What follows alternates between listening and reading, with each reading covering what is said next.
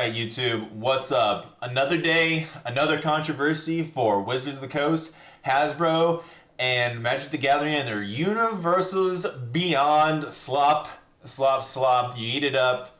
You're gonna be a delicious porky piggy, and you're gonna eat up the UB slop. Just on the tails of Secrets of Strixhaven being a smash hit, and we're coming up. Next set's gonna be this Marvel UB slop, and you know, I'm not trying to be a hater, but I never cared much about the Marvel universe that much. Maybe there's some characters I could find interestingly enough, but I am not gonna go buy packs of Marvel. I'm just not gonna do it.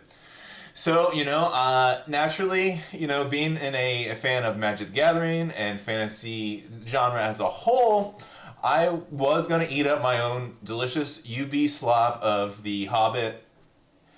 Who doesn't like the Hobbit? Who doesn't like Lord of the Rings? I could go for a Magic the Gathering Hobbit set, but here we are with the sloppity slop, because they're reprinting the One Ring. Of course, we knew that. And we have, it's credited as Dan Frazier with his classic sort of background. And let's read the One Ring for anybody who doesn't know. It's a 4-cost legendary artifact that is indestructible. And when the One Ring enters, if you cast it, you gain protection from everything until your next turn. At the beginning of your upkeep, you lose 1 life for each burden counter on the One Ring. And you can tap it and put a burden counter on the One Ring, then draw a card for each burden counter on the One Ring. So it's a card draw engine. Okay? It's a hot card. It ain't cheap. We got Dan Frazier, classic artist. They wanted to go after. They got the same sort of stylistic choice in the background as Dan Frazier did here for Berserk, a classic card from the old days, the 90s, back when Magic was Magic, and not just Universes Beyond. But here we go. Here's the original version, and we've got it inverted, and these look real similar. I wonder what's going on.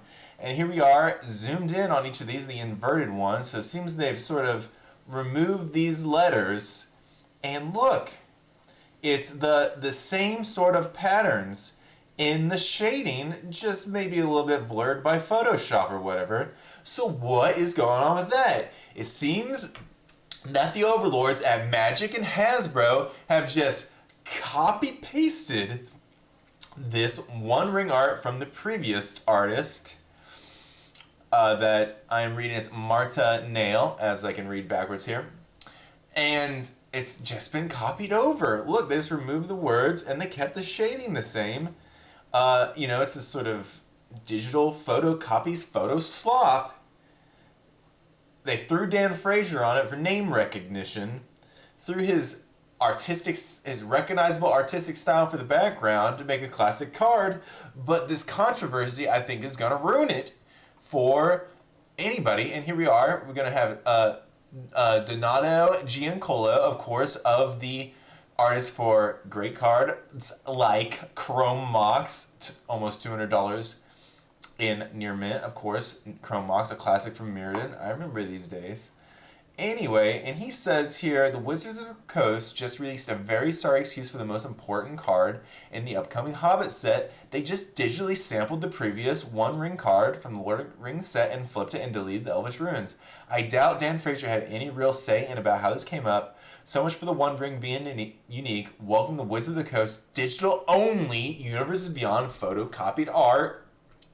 And this is, we've got Mark Aronowitz, which is Dan Frazier's agent, is going to respond here in the comments. He said he did not. After several changes, we never saw this version. Donato Giancola says, how utterly frustrating and disappointing this must feel, and now to have Dan's name on the digital swipe. Mark Aronowitz, I'm looking forward to returning from MagicCon and have Dan show me his final piece. I've not seen it. He got so frustrated with him making him change stuff. I saw some early attempts.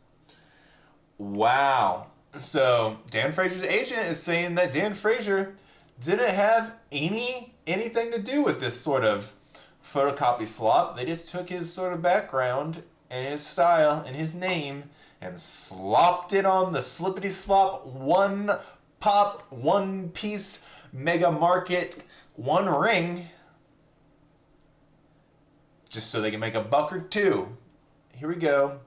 7 hours ago, here on Facebook, Donato Giancolo says, let's read his statement. He says, "Wow, Wizards of the Coast and Hasbro, just wow.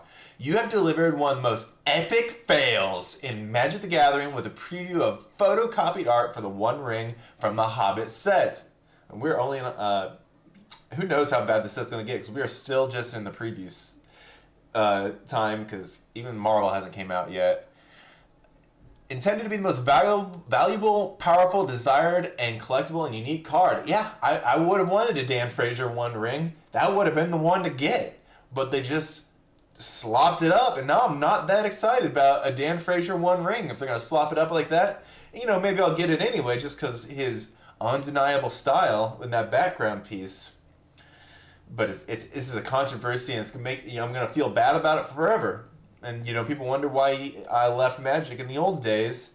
You know, once they started putting out Mirrodin in the modern era and changed the card borders and changed the art styles, they're moving into digital arts. It's just not as good as it used to be.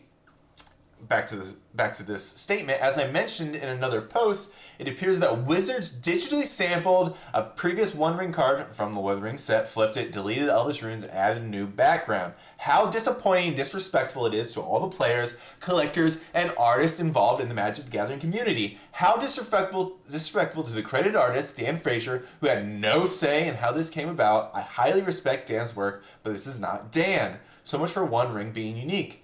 This is but another example of the failures of Hasbro and their mismanagement of Magic the Gathering brand and the disrespect for the players and artists of Magic. Specifically, this is a direct failure of the exploitative contracts imposed by Wizard of the Coast on the artists working under the Universes Beyond sets. UB SLOP. I feel I can no longer be silent as I see such damaging contracts negatively impacting so many creative careers in the artist community. Over the past 2 months, I have spoken with hundreds of student and professional artists in the freelance marketplace, meeting with them face-to-face at conventions, tournaments, events, lectures, and studio tours to engage in a dialogue around the business conditions of the science fiction and fantasy market. One company and game always comes up due to my long 28-year career with them and production of extremely high-quality artwork during that relationship, that of working for Wizards of the Coast and Magic the Gathering. My enthusiasm for the art I created and celebrate still, as well as my continued engagement with fans and art collectors over this art and game, should not be taken as an endorsement of the current company. It's changed. Hasbro and Wizards, because it's owned by Hasbro now, they're turning Magic into a slippity-slop, parachute set, money printing machine. This is my commentary.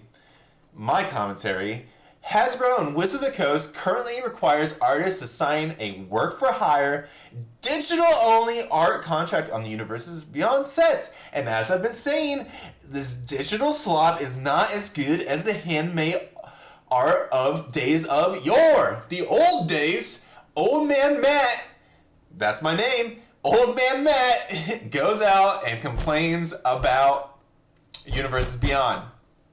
The digital art. I'm old man yelling at the clouds, but I think I'm saying something here, because me and Giancolo here. This means that artists cannot create any original art, sketches, thumbnails, color studies, preliminaries, paintings, or any other physical painted or created works, nor create aftermarket sketches, prints, playmats, nor are there any artist proofs. Basically, Wizards has stripped away all aftermarket capabilities for artists to leverage to make a living, given the low and poor upfront fee paid for the commission. Wizards' continued use of these work-for-hire, digital-only art contracts, such as on the Hobbit set, has removed millions of dollars from artists and potential earnings for aftermarket sales, and has greatly decreased fan engagement and career development for those artists. And as we now see very clearly in the One Ring fail, these exploitative conditions lead to a creative shortcuts, lack of quality control. Hasbro laid off thousands of experienced employees 2 years ago, and a lack of quality art delivered by commissioned artists, as they need to cut corners knowing there are no aftermarket sales to recoup their labor and investment in the art. Using the Lord of the Rings set released as an example from 2 years ago, below is a rough and conservatively estimate aftermarket value loss experienced by Magic artists based upon the digital-only art contract obligation for creating imagery for that set. The comparison is obviously direct related to the forthcoming Hobbit set. Roughly 500 illustrations commissioned for the full and expanded set. We're looking at $300. They're saying, anyway, he's saying that these collectively, this digital-only art fiasco is costing Magic artists $3 million collectively, sapping their ability to make a living so you can funnel it into the Hasbro corporate overlords and the stock holders. To be clear, Wizard of the Coast offered an additional $1,250 fee per card compensation to help offset the loss of the aftermarket revenue, but it was far short of the $6,300 in potential aftermarket sales artists would have experienced, again very conservatively estimated. In an extensive evaluation of art sales from the recent Lorman Eclipse set, the average sale of original finished art came in at $3,400, so $3,500 based on 122 publicly noted sales prices. Given the much higher profit of Lord of the Rings set, my estimate above for the market value loss of $5,000 per card painting is realistically in line. In relation to fan engagement, the loss of print, playmat, proof, he's saying that basically artists are treated now as commercial vendors selling magic, not as an integral part and supportive part of their creative and marketing process that they once were. So you can't take that Grom Mox you did anymore and sell prints of it. You know, Wizards and Hasbro wants to own it all. They want all of the bottom line, the money. Players and collectors need to step up only with the language Hasbro listens to. It's just sales. Don't buy this product. Magic the Gathering Hobbit. Send a message to Hasbro, he says, that their Universes Beyond sets are unacceptable. They've already shown you what they think of your game and respect for the integrity of Middle Earth. This is the only way they will listen. If I was a Tolkien estate, I would be very upset with how this license is being exploited. I want to be clear, I cannot recommend any artist work for Hasbro or Wizard of the Coast, nor seek assignments under Wizards' current exploitative pay rate and work-for-hire contractual structures used with their Magic the Gathering Universes Beyond freelance commissions. I stopped working with Wizard of the Coast over 2 years ago over these very contractual conditions. Do better, Hasbro and Wizards of the Coast. Donato Giancarlo. Yeah, he says you can't make any money because you can't sell your prints, playmats, or proofs of any of this artwork you've done. Your artwork isn't even your artwork anymore. It's just photocopied. They just want to live up to the days of yore where you get a sick background on Berserk. Even the agent doesn't know what's going on. Dan Frazier doesn't know what's going on. He's frustrated. They won't listen to him. They keep asking him to change things. What can I say? What can I say? Buy the slop. Don't buy the slop. You know you need it for your deck. And that's how they got you.